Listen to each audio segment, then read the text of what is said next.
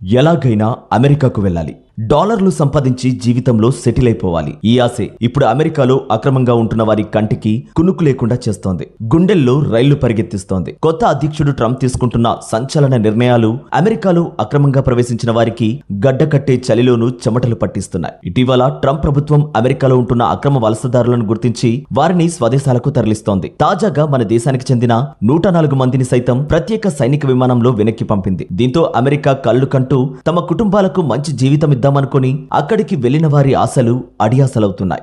భవిష్యత్తు అగమ్య గోచరంగా మారిపోయింది. విజిటింగ్ వీసాలపై వెళ్లి అక్కడే ఉండిపోయిన వారు కొందరు. వివిధ అక్రమ మార్గాల్లో అమెరికాకు చేరుకుని పనిచేసుకుంటున్న వారి లక్ష్యంగా ట్రంప్ వ్యవహరిస్తున్న తీరు వివాదాస్పదమవుతోంది. అక్రమ వలసదారులను సంఖ్యలతో బంధించి చేతులకు బేడీలు వేసి స్వదేశాలకు పంపడం పట్ల ఆందోళన వ్యక్తమవుతోంది. అటు అమెరికా నుంచి వెనక్కి వస్తున్న వారికి ఉపాధి ఎలా కల్పించాలనే అంశంపై పేద దేశాలు మల్లగుల్లాలు పడుతున్నాయి.